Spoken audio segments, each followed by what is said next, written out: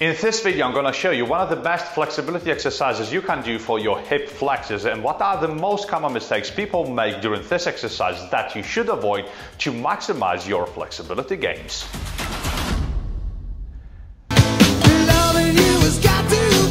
The flexibility guy, Coach Elia.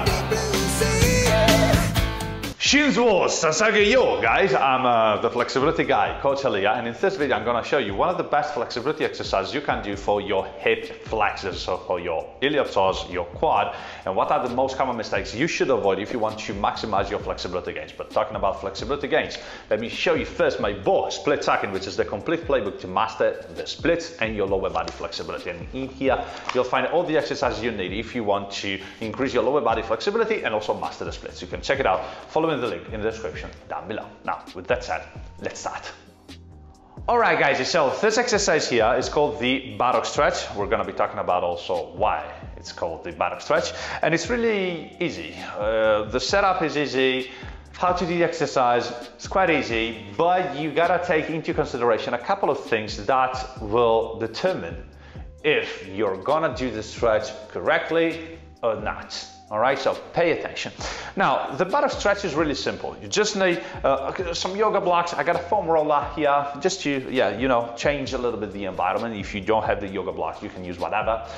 The most important thing is that you understand the concept. Now, what you do want to do is to start in a lunge position. So the starting position is a lunge, like this. So, from this position here, you take a lunge forward, like this, alright? And you basically bring your front shin bone perpendicular to the floor. That's it. Now, forget about the foam roller or the yoga blocks for a second. What you do want to understand at first is the setup. And the setup is like this. You fold your trunk towards your front leg, like this. Now you suck your tummy in and you flatten your lower back. So you don't want to arch, all right? So you do want to flatten the lower back here, and you want to keep a nice engagement here on your core. So suck your tummy in, squeeze a little bit your quads and your front ribs. So you want to create kind of a straight line here. I'm engaging my abs, I'm engaging my serratus anterior, so the muscle I have here in front of my chest, like here, all right, to create a flat line here. Now, I'm pushing my hips down toward the floor. Can you see that? Now, down, they're going down, you see? All right. Now, keeping this nice activation here, I do want to flex my back foot. Look at this, flex my back foot. And keeping everything in place, I do want to do this. Down with the hips, look at this. Down with the hips, front shin bone always perpendicular to the floor. Down with the hips, up with the knee, back with the heel. Again, down with the hips, up with the knee, back with the heel. Now, as you can see, as I'm doing that, I'm not doing this. Can you see the difference? I'm pushing down the hips. But as I push down the hips, I don't move them anymore. So I extend my knee, I push my heel back, but I don't lift my hips too much. And to do that, I gotta squeeze my butt. From that, the buttock stretch. Right? Now, this is easy. This is the easy variation. So start from here. If you feel like, all right, I go here, I flatten my lower back, I extend, I feel the stretch. If you feel the stretch correctly, just stay with your body folded toward your front leg. Now, it's really important that your front knee stays above your front foot. A common mistake people make is driving the front knee out, all right? No, you do want to keep your front knee above your front foot, right? That's really important. So, front knee above your front foot. Keep it there. Now, as you can see, I'm kind of assisting the position with the other arm. So, rest here, flatten the lower back, extend.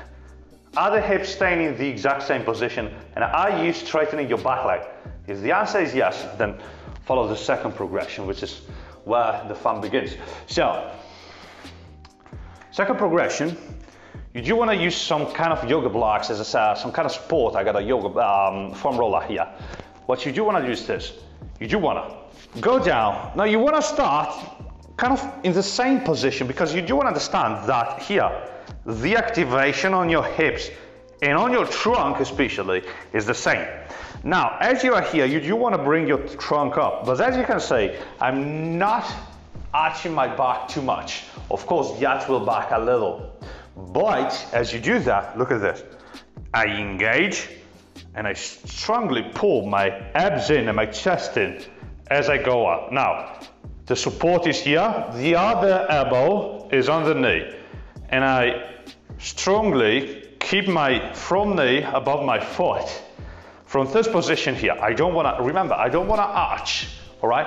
It's more about engaging the abs in. As I engage the abs in, as I posterior tilt, as I flatten my lower back, I'm going to feel the stretch a lot here, all right? That's common, that's standard, because that's what creates the stretch in the hip flexors. The posterior tilt, so doing this, all right, flattening the lower back creates the stretch in the hip flexors. Now, as I'm flattening my lower back, I push my hips down. Wow, I feel it so strong right now. I push my hips down, and now watch. I don't move my hips. I push my heel back. Now imagine pushing the heel back. That's really important. Heel back. And I straighten my back leg as much as possible, pushing my hips down. That's the main idea I do want to have during the buttock stretch, all right? I got two main variations. First one, dynamic, which is something I really love. So from here, strong activation. Remember, posterior tilt, I flatten my lower back as much as possible. As you can see here, I'm not flaring my chest out. I'm not flaring my ribs out, my front ribs out. I'm keeping my front ribs in, my chest in, my abs in, everything is straight. Here, I got a strong, really strong posterior tilt. I go into the stretch, couple seconds, 1, 2, come back. Go into the stretch, couple seconds, 1, 2, come back. Go into the stretch, couple of seconds, 1, 2, come back. That's the dynamic variation. And then I got, of course, the static variation, where I'm gonna do exactly the same. Remember, guys, first start here,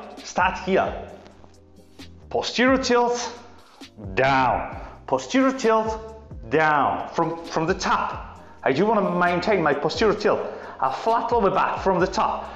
Don't go here and then go here, because you're gonna be arching your back, almost 100%, all right? But I start here, posterior tilt, straight, go down. Keep that engagement here, all right? And then I go here, extend. That's so strong.